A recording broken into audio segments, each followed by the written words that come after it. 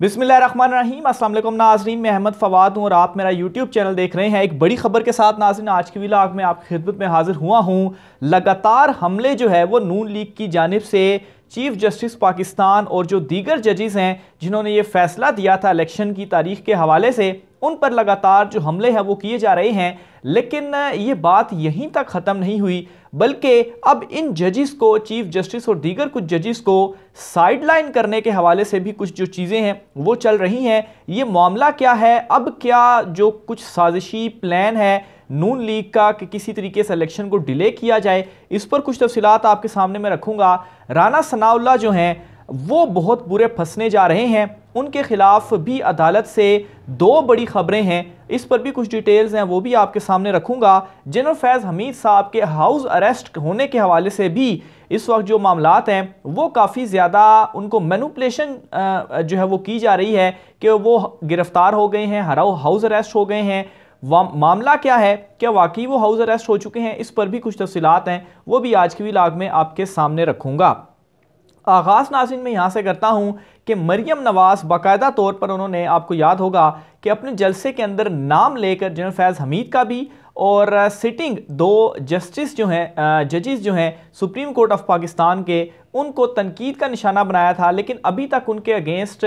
Supreme court की तरफ से कोई जो नोटिस है वो तौहीन अदालत का नहीं लिया गया। हालांकि चीफ जस्टिस साहब की जानिब से कहा गया था केस की प्रोसीडिंग के दौरान कि पहले हम ये इलेक्शन वाला मामला निपटा लेते हैं, फिर उस मामले को हम बाद में देखेंगे। बहरहाल उस पर दरखास्तें मरियम नवाज़ के अगेंस्ट तौहीन अदालत की दायर हैं और लोअर कोर्ट्स जो हैं यानी कि हाई कोर्ट, उन्होंने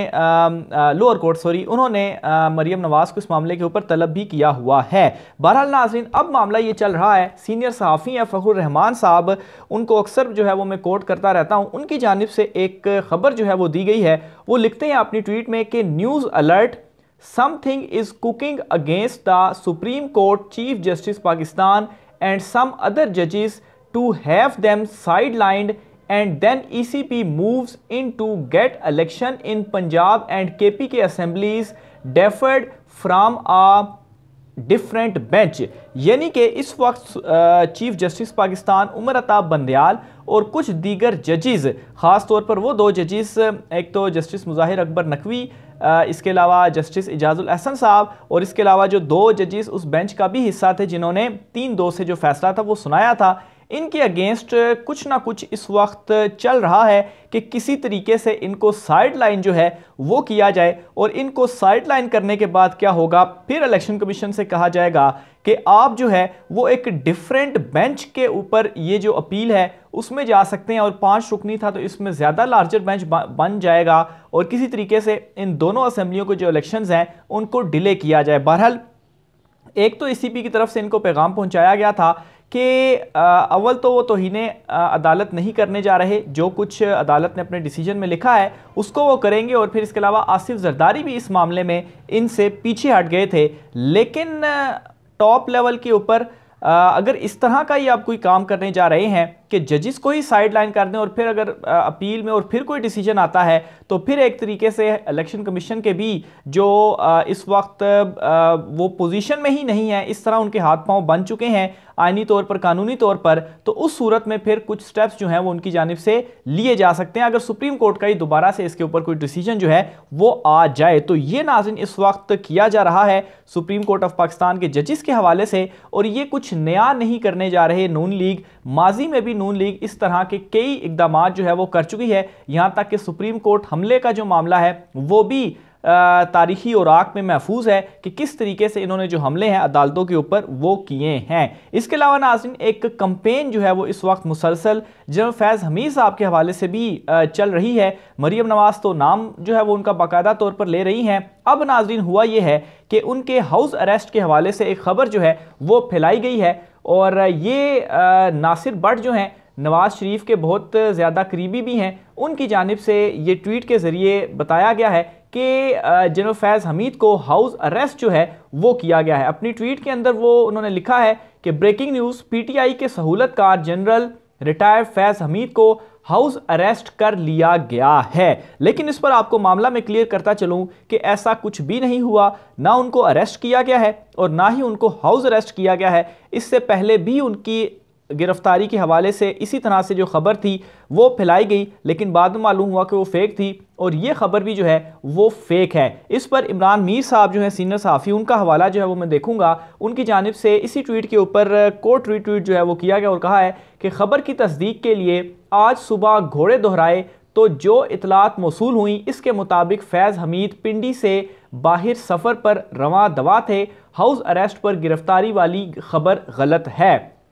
ना सिर्फ ये बल्कि एक और भी ट्वीट उनकी जानिब से की गई और उन्होंने ये लिखा कि इससे पहले कल दोपहर एक बाखबर सहाफ़ी ने कहा कि फैज़ को आज किसी भी वक्त गिरफ्तार किया जा सकता है। तस्दीक के लिए ड्रोन उड़ाया तो मंजर देखने को मिला कि जनरल साहब पिंडी में अपने घर के लॉन में बैठे चाय पी रहे हैं और किसी से फ़ोन पर बातें करते हुए इस अफवाह को फेक प्रोपेगेंडा करार दे रहे हैं। यानी कि जो इनकी ट्वीट से एक इशारतन मैं समझा हूँ कि इन्होंने खुद ही उनको शायद कॉल किया किसी के ज़रिए जो है वो जब उन्होंने अपने सोर्सेस ये चेक किया होगा किसी के ज़रिए से जो कॉल है वो उनको की, तो उन्होंने खुद ही इस बात की तस्दीक कर दी कि सारा जो है वो फेक प्रोपेगेंडा किया जा रहा है। और इमरान मीर साहब जो है वो हमारे डायरेक्टर न्यूज़ भी थे आप टीवी में, और काफ़ी इनके जो सोर्सेज हैं वो इस्टेब्लिशमेंट के अंदर मौजूद हैं। तो ये जो इतला है, ये जो खबर है जो कि फैलाई जा रही है वो सरासर फेक है और प्रोपेगेंडा है। नवाज शरीफ की एक बड़ी इंपॉर्टेंट जो मीटिंग थी आज हुई है लंदन में,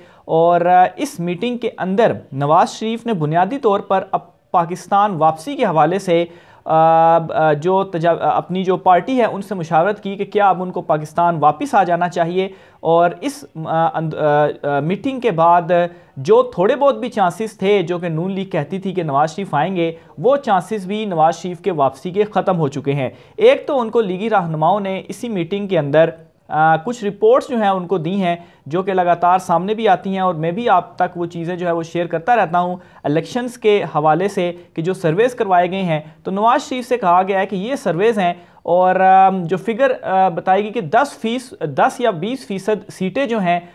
वो भी आप इस वक्त निकालने की पोजीशन में नहीं है। तो इसलिए आप पाकिस्तान वापस जाकर इंतखाबी मुहिम जो है उसमें आप हिस्सा ना लें, क्योंकि आप अगर उसमें हिस्सा लेंगे भी तो ज़्यादा कुछ फ़र्क नहीं पड़ने वाला, और उल्टा आपके ऊपर फिर ये सारा आ जाएगा कि नवाज शरीफ ने कंपेन चलाई और उसके बावजूद भी नून लीग बुरी तरीके से हारी। इसलिए मरियम नवाज को ही कंपेन चलाने दें, और वो जो है वो हारती हैं तो फिर एक आखिरी बयानिया होगा हमारे पास कि नवाज शरीफ अब वापस आएगा और वो सब कुछ ठीक करेगा। इसके अलावा नाज़रीन, इस मीटिंग के अंदर एक तो नवाज शरीफ के हवाले से भी ये उनको मशवरा दिया गया कि आप पाकिस्तान जो है वो अब ना आएँ, और फिर साथ ही साथ उनके केसेस के हवाले से भी कहा गया कि आपके जो मुकदमात हैं वो भी अदालतों में हैं, तो आप जब वापस आएंगे तो आपकी गिरफ्तारी भी हो जाएगी। और अब तक आपके मुकदमात के हवाले से भी कुछ पेशरफ्त सामने नहीं आई, यानी कि कोई डील नहीं हुई, या मौजूदा हुकूमत आपके जो भाई हैं शहबाज शरीफ जिन्होंने ख़ुद को NRO 2 दिलवाया वो नाकाम हुए, आपको भी NRO 2 दिलवाने में। तो इसलिए जब तक कोई यानी कि डील नहीं हो जाती और आपको के लिए मामला जब तक साजगार नहीं हो जाते तो आप जो है वो वापस ना जाएं, और यही प्लेटलेट्स गिरने का जो आपका बयानिया है और वो जो है वो आप अपनाते रहें और अवाम को बेवकूफ़ जो है वो बनाते रहें। तो ये उस मीटिंग की अंदरूनी कहानी थी। आखिर में राना सनाउल्लाह के हवाले से भी एक ख़बर है, वो भी मैं आपके साथ शेयर करता चलूँ। राना सनाउल्लाह के वारंट गिरफ्तारी जो है वो जारी हुए थे, और नाकाबिले ज़मानत वारंट गिरफ्तारी जो थे वो राना सनाउल्लाह के जारी हुए थे, लेकिन अभी तक उनको गिरफ्तार नहीं किया गया। अभी जब मैं व्लॉग रिकॉर्ड कर रहा हूँ इमरान खान साहब की गिरफ्तारी के हवाले से भी चीज़ें जो हैं वो हैं, लेकिन उस पर मैं नेक्स्ट व्लॉग में जो डिटेल्स हैं वो आपके साथ शेयर करूंगा। बहरहाल राना सनाउल्लाह के नाकाबिले ज़मानत वारंट गिरफ्तारी जो थे वो लोअर कोर्ट से जारी हुए थे, लेकिन उसके बावजूद अभी तक उनको जो गिरफ्तार है वो नहीं किया जा सका। बहरहाल हुआ इसके अंदर ये कि उन्होंने ये नाकाबिले ज़मानत वारंट गिरफ्तारी जो हैं वो अपने लाहौर हाई कोर्ट में चैलेंज किए थे, और लाहौर हाई कोर्ट ने इस केस को समाअत के लिए मुकर्रर किया है, और मंडे वाले दिन इस केस की समाअत होगी कि राना सनाउल्लाह के ये जो नाकाबिले ज़मानत वारंट गिरफ्तारी हैं ये जो इक़दाम एक हुआ और राना सनाउल्लाह पेश नहीं हो रहे, और फिर अगर वहाँ से भी जो है वो ये रिजेक्ट हो जाता है तो फिर तो इनकी जो गिरफ्तारी है राना सनाउल्लाह की ये भी तैयार हो जाए, इनकी भी जो गिरफ्तारी है वो होगी। इसके अलावा राना सनाउल्लाह के ख़िलाफ़ तौहीन अदालत के हवाले से भी जो वीडियोस का जिक्र एक प्रेस कॉन्फ्रेंस के जरिए इन्होंने किया था, उस मामले के ऊपर इनके खिलाफ तौहीन अदालत भी दायर है, जिसके ऊपर लाहौर का ही 2 रुकनी जो बेंच है वो समाअत करने जा रहा है। तो ये 2 जो केसेस हैं वो राना सनाउल्लाह के अगेंस्ट भी इस वक्त खुल चुके हैं। मज़ीद डिटेल भी आपके साथ शेयर करता रहूंगा। आज की वीडियो से इतना ही, मुझे इजाजत दीजिए, अल्लाह हाफिज़।